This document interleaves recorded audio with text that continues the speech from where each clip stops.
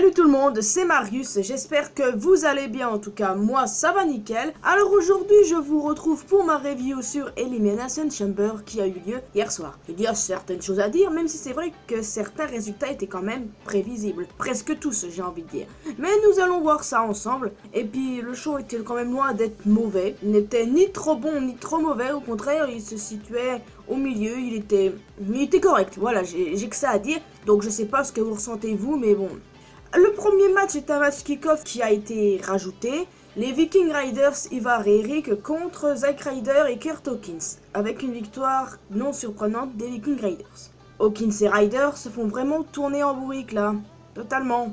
Le seul match en kick-off, et c'est bizarre que le suivant, le premier match du show principal, Daniel Bryan contre Drew Gulak, n'ait pas été aussi en kick-off. Ça, j'ai trouvé ça étrange puisque, bizarrement, j'ai trouvé que le match là avait une gueule d'être en kick-off. Enfin bref, entre Daniel Bryan et Drew Gulak, c'est Daniel Bryan qui a remporté le match. Bon, on s'en doutait aussi, il n'y avait pas de question à se poser. Le match suivant, c'était pour le titre des États-Unis. Andrade, toujours accompagné des Zelina Vega, défendant son titre contre Humberto Carrillo. Une victoire honnêtement non surprenante d'Andrade, même si j'aurais peut-être voulu qu'Humberto gagne. Mais j'allais dans la logique à chaque fois, et rien n'est surprenant.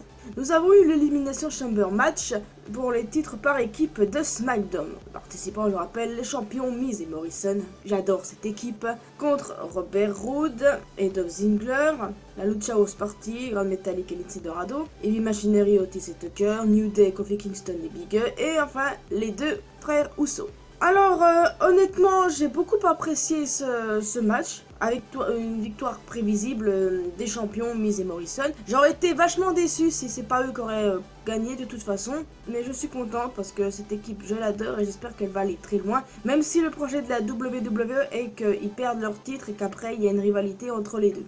Quand même pas maintenant s'il vous plaît, laissez l'équipe durer parce que ça m'a vraiment manqué et puis ça fait tellement du bien de les revoir ensemble.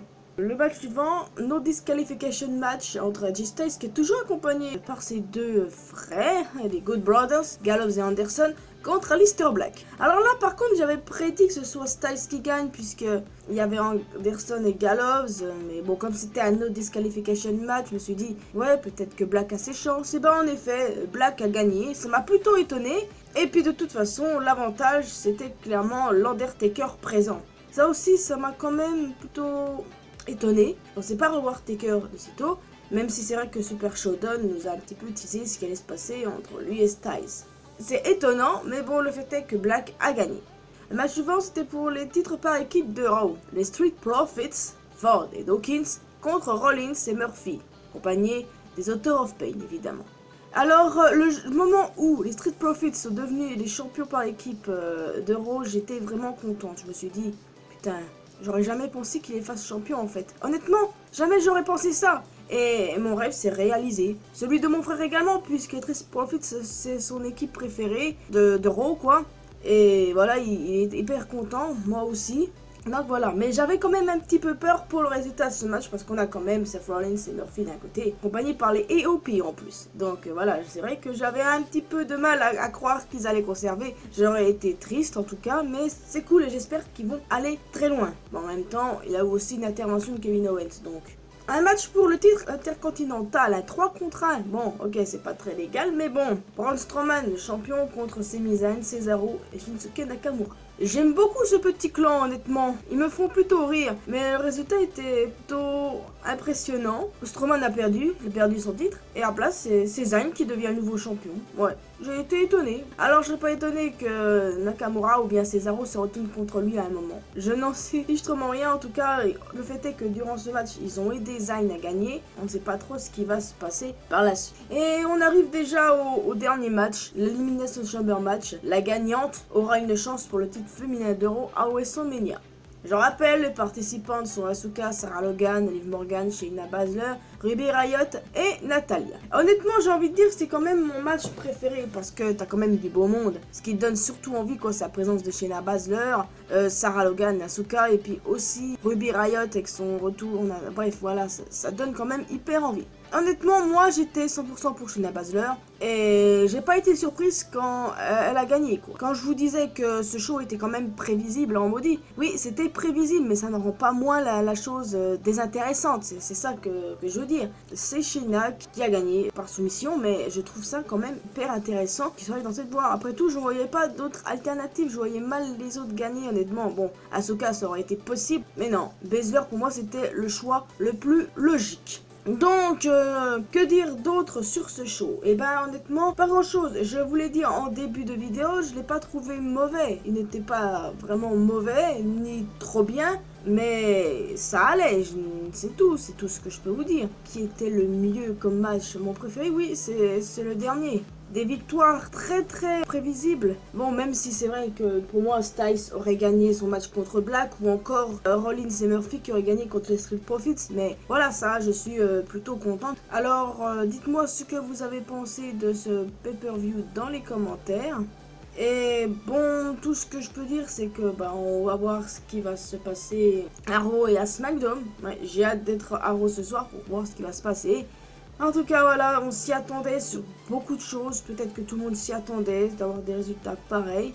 Enfin, il y avait quand même de très bons matchs, de belles performances. Notamment aussi, tiens, pour les matchs pour les titres par équipe de SmackDown, c'était aussi très intéressant. Là. Bon, voilà, je vois pas trop ce que je pourrais dire d'autre. En fait, j'ai absolument tout dit. Disons que on sait ce qu'il y a dans la cage de Rowan aussi. Bon, on l'a su à Raw dernier. Pile poil le jour où j'ai sorti ma vidéo dessus, j'étais dans un timing parfait, moi. Finalement, c'était une araignée. Ok, ça m'a vachement étonné.